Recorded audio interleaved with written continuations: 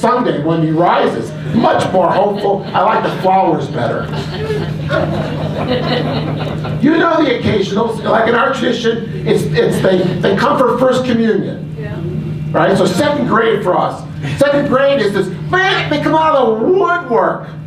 They have to do also first reconciliation. You don't have to worry about that problem. They do that before they do before First Eucharist. But, I mean, Sundays were for First Communion, churches turned into Hollywood studios. There's lights and action and speakers and video cameras. And then third grade, there's 5 people left. In our own tradition, people say, oh, you know, all the kids leave after confirmation, which I always contend is not true, because they actually leave after First Communion. They didn't even make it to confirmation. We confirmed in the Roman Catholic world at least 50% less than received First Communion. So they have occasional. We have a lot of occasionals. Now the good news is we have contact with them. If we stop demonizing them. They are not the problem, they're the solution. In other words, if you were a business, you wouldn't complain they only bought this much. You'd want to see if they can buy this much. So Amazon continues to send you the book of the day in the hopes that you'll buy 5 this year. If you're a Prime member, you know, and you use up your Prime account in a month of, you know, basically equivalency of postage, they're not worried about you buying more books. They want the person who buys 1 or 2 books to buy 5 this year. And they're not going to send you a note that says, you only bought 2 books, what the hell's the matter with you? They want to increase it. Churches kind of do that. They don't say it quite as bluntly as that, but almost. Actives, occasionals, and then the fault line. The spiritual but not religious. They've moved away from established churches. They're primarily people in, well, post-confirmation, 20s and 30s. We now have the second generation of them, by the way. I'll get to that in a minute, because that's having a profound impact. The fact that we now have second generation spiritual but not religious. They are not atheists. The percentage of atheists in America has not gone up since George Washington was president. It's about 5%. If you want to write a book and make a lot of money, be an atheist. They always make it, I don't know how they do it, they always make it the best New York Times bestseller list. I'm an atheist. Who buys the book? I haven't seen many books say, I'm a Lutheran, and everyone gets the top 10. So don't write that book. The spiritual but not religious is a growing section, and they're different, and they're also disaffiliating, or as Robert Putnam says, they live at the edges of established churches. I like that language, at the edges of established churches. So it could be if they found the right church, but they may find a house church, they may find a service mission thing. They'll find other outlets for their spirituality, their drive to make a difference, their hunger for community and relationships. The unaffiliated are the ones who really been there, done that. I really just don't want organized religion anymore. Now, some of them are on sabbatical from God as well, but most of them, especially in the 20 and 30 and early 40 somethings, their lives are so busy and complex that religion and religious practice doesn't seem to have a place. So most people are not hostile, they're just not interested. That's a typical congregation today. That was not the congregation I grew up in. Holy Rosie Parish on the east side of Bridgeport didn't look like that, but it does today.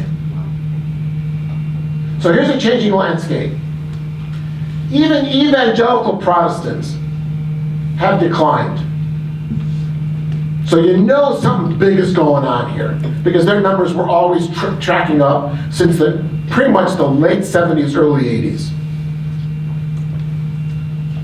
My Roman Catholic world, down about 3%. It doesn't look bad. Remember, there's 70 million baptized Roman Catholics. Do the math. So Roman Catholics are the biggest denomination and the second biggest denomination. The biggest denomination are no longer active Catholics. The second one are active Catholics, and then everybody else. Okay, so it's huge. I mean, so when we say there's 70 million, it doesn't tell you anything, because the numbers don't tell.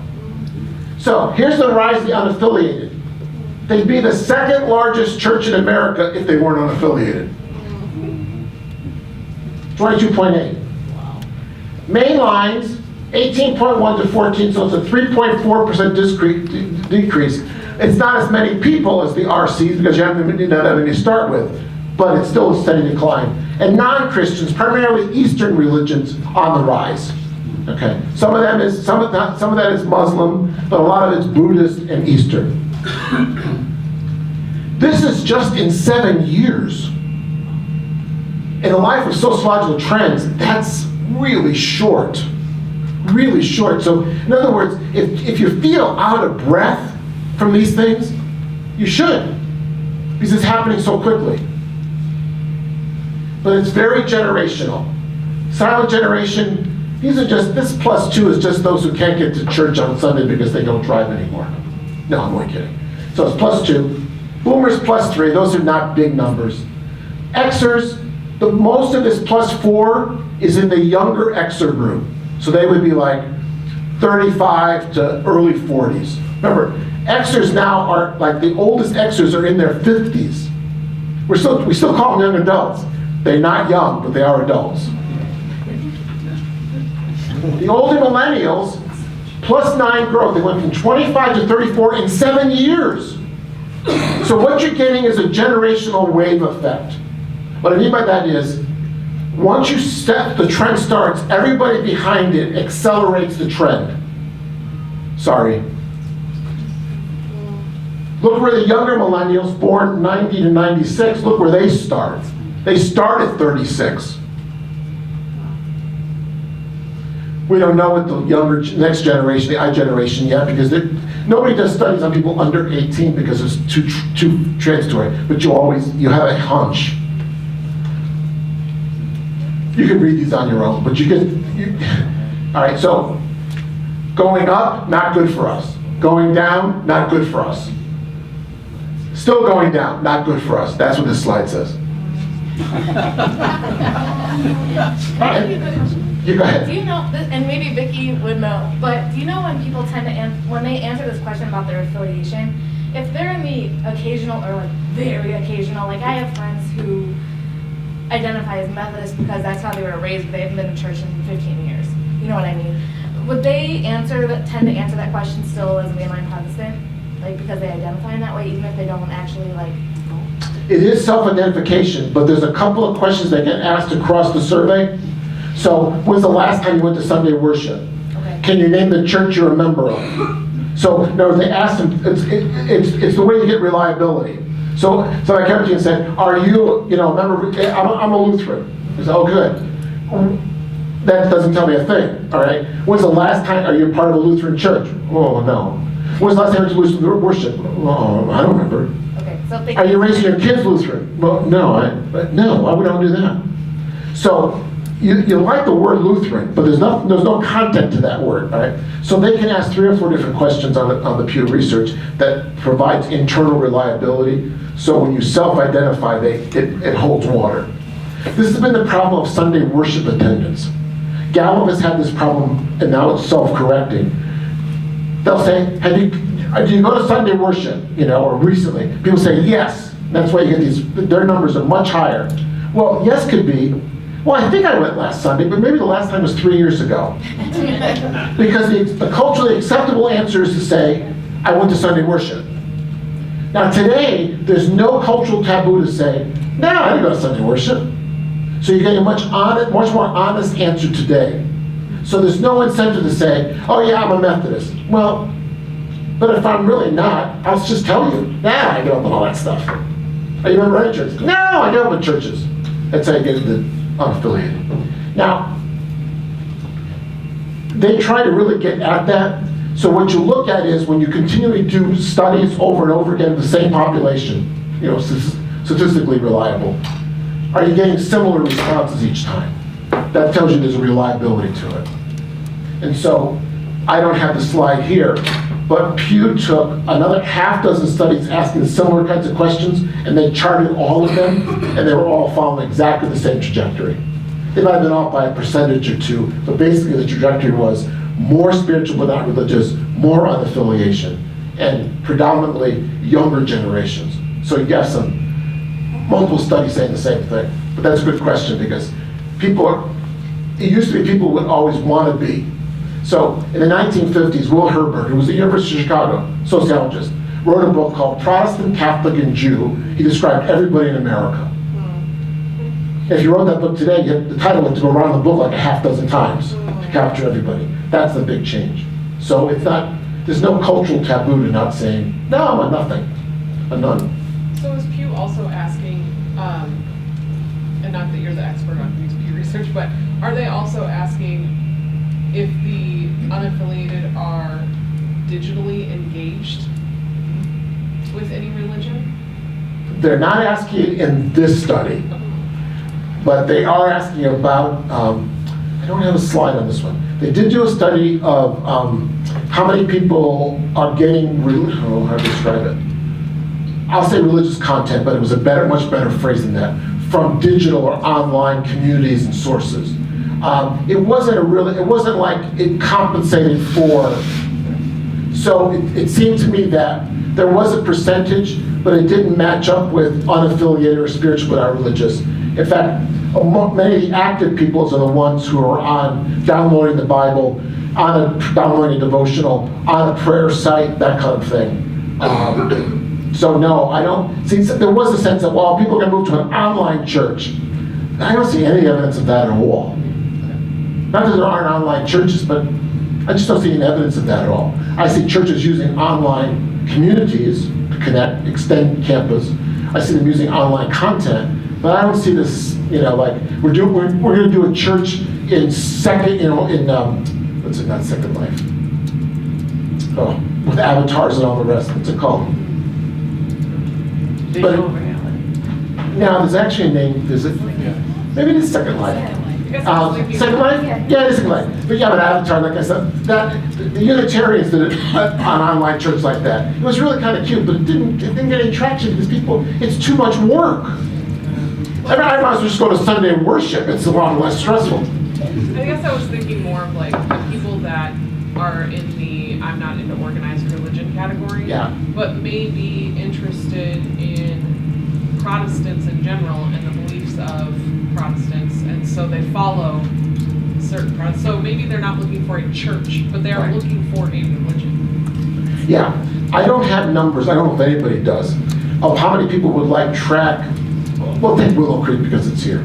So let's say Willow Creek is beaming their Sunday service. How many might be just attracted to check it out one Sunday and maybe start watching it online, but never become a Willow Creek member? I don't know. It's a good question though. I don't know if we're at the point of getting that data yet, but it's the right question. Will people access that kind of religious content they're on their own Christianity? Right. Yeah, I don't know. That's what switching. Not many switch to Roman Catholicism, just you know that. You're doing better. How did the U.S. help it become less religious? I love this slide. As of 2014, the religiously affiliated are by and large about as religious as they were in 2007. So those who are affiliated are about as religious as they were. All right. So this is the strength of religious commitment. But the percentage of adults who describe them as religiously affiliated has shrunk. So the pool of people who describe themselves as religiously affiliated has been less. So it's not that people who are affiliated are less religious or committed. It's that you've lost people to the unaffiliated. Does that make sense? People think there's a decline in religious practice in general. That's just not true. It's that people have actually just become refugees. They've left. At the same time, the percentage of adults who are religiously unaffiliated has jumped about 7 points in the last 7 years. We just saw that. And the nuns have become more secular in their beliefs and practices. Now this is really interesting because it makes our job harder. Meaning what?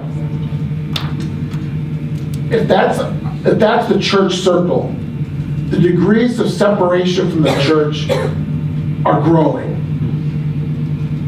Okay? So when they say more secular, the decline in attachment is 9%.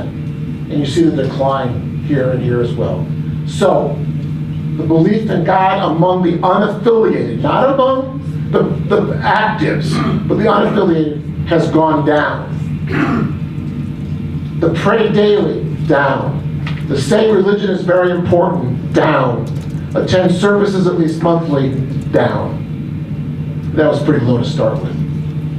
The net result is an overall U.S. adult population that has become slightly less religious as a population because of the rise of the unaffiliated. So if we're seeing that in our churches, you should be seeing it. That's the new normal. There's nothing about this research that says it will subside anytime soon. Because the generations coming behind them are only going to be like the millennials, but more so. So I would project that based on these numbers, the numbers of unaffiliated will continue to grow. Sorry. Just reporting, not advocating. Many of you might be familiar with the National Study on Youth and Religion. 2 studies that came out in the last, 5 years. A Faith of Their Own about high school kids, Souls in Transition on 18 to 23-year-olds. They already give you the diversity of religious experience from high school. On the left, the abiders are the most religious, all the way through. Now, I don't know if high school kids know what an atheist is, but they call themselves that, so they reported it. But there's 29%, I love avoiders and atheists. That word avoider just really captures it, doesn't it? By the time you get to emerging adulthood, the committed traditionalist is already down to 15%. It matches up pretty well with the abiders. But look at the percentage who are indifferent, disconnected, and irreligious. It's now 40%. So when do people start disaffiliating or moving away from established churches? About 13 or 14 years old. Not because they're choosing to, but they're part of a family which is disaffiliating. It starts early. It starts really early. That's why a lot of people who are in youth ministry are really doing remedial work. That's why in a confirmation program of high school youth, why you need 5 programs, not 1. That's why at the end of confirmation in so many churches, you just don't lose the kid, you lose the whole family. Any research on people who disaffiliate when they go to college or when they graduate from high school or move on from high school? The Fuller Youth Institute did a study called the Sticky Faith Research. And they're actually replicating it right now. They studied churches in which young people spent 4 years in a youth group, all 4 years of high school, which, that themselves put them in a separate league, right? They found that the majority of them in the first 6 months of college disaffiliated. These are the kids who spent 4 years in a youth group. Yeah. Now, in their more negative tones, they said that happens in the first 6 weeks, but it really is over 6 months. It could be. But so the stickiness of one's faith in those at 18 to 23 became unsticky. What's interesting is the kids who had the stickiest faith came from families where faith was sticky and came from communities with a heavy concentration of intergenerational relationships between the kids and the adults in the community. Their faith was stickier. But a lot of kids in that first semester of college are already pulling back. Now, do some come back? Oh, sure, I'm sure that's true. But already you see the pattern. The irony is we have the ability to stay in touch with all of them today in real time.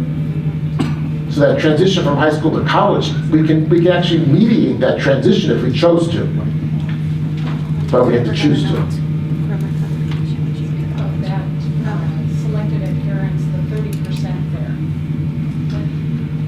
there. In my Catholic world, they were called cafeteria Catholics. All right? It's a pick and choose thing. So I'll just use Roman Catholics. It's much safer talking about Roman Catholics. That way you won't get mad at me about talking about Lutherans. So I may agree with the church on these teachings, but take issue with this set of teachings, usually around personal sexual morality. That's usually the fault line. You know, Jesus talked about sexual morality nonstop in the Gospels. Nuts. So they pick and choose, but they're still affiliated. They're still affiliated. By the time you get to spiritually open, they're in that spiritual but not religious category. But here it's pretty small. The biggest category are the ones who are, and that's the 18 to 23 profile. Does that make sense? Here's how it comes to roost. So I thought, this is a Catholic example, but I don't have any, if I could have found a Lutheran study, I would have given you those numbers. So they did a study in 2015 of Catholic families, and embedded in the study was this question. Do any of your children currently attend a Catholic elementary or middle school? 8%. A Catholic high school? 3%. A parish-based Catholic religious ed program? 21%. A youth ministry program? 5%. And the winner is, none of the above. 2/3 of self-identified Catholic parents. Not a random sample. You had to say you were a Catholic. And you were a Catholic parent. So it's self-identified. 2/3 don't send their kids to any church-based faith formation.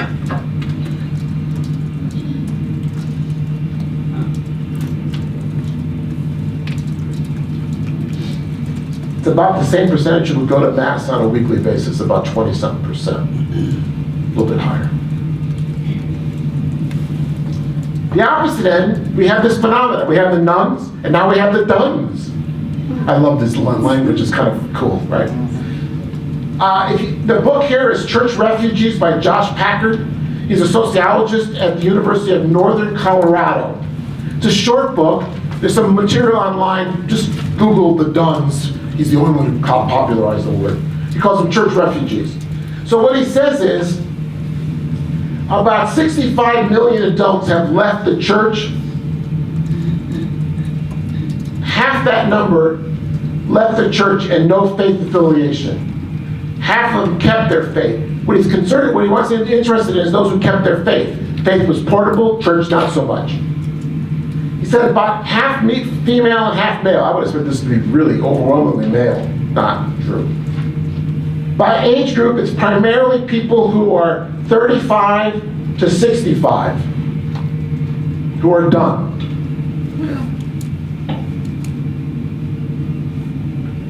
How involved were you in church before you were done? Now, the nuns don't have a lot of experience or involvement. The duns have been very actively engaged in their church.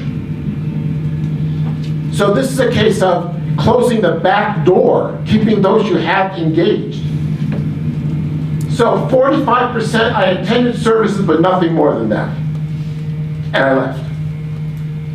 17.8 I attended services and some events or a small group. So they were involved. I volunteered my time to serve in the church's ministries. A third were in leadership. They were volunteer leaders. They were involved and they still left. 3% were heavily involved and 1% were on the staff.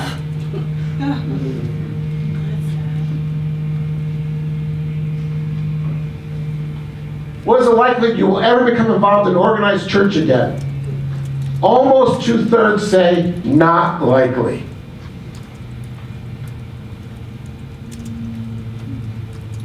These are people who've been with us for 40, 50, 60 years. Since leaving organized religion, have you been able to find other outlets for spiritual growth? Look at that number. 70% said yes. And so what did they find? Bible study group here, a house church here, service engagement out here, small group book study here, a prayer group there, but not church-based. Could be church-sponsored, but not at church. It's a huge number. How important is religion? You think very important, somewhat important, that's almost everybody. Only 17% said not at all. And frequency of prayer. About half, over half, pray daily. Another quarter, weekly or monthly, and only 20% never. It's a different profile than the nuns, because these are people who are not really spiritually open, they're practicing spirit. They look Christian in every way, shape, or form, except they're not part of the church. They're free agent Christians. All I can do is, if you give them a signing bonus and give them, they might sign up to your team. Why do they leave? I put in red the things that I think really stood out for me. Too judgmental, too bureaucratic, lecture style of preaching, there's no surprise there. You'd probably say those things bother you. Church is not where I encountered God was the fourth most popular response. Now that's a self-inflicted wound. If we can't be a church where you encounter God,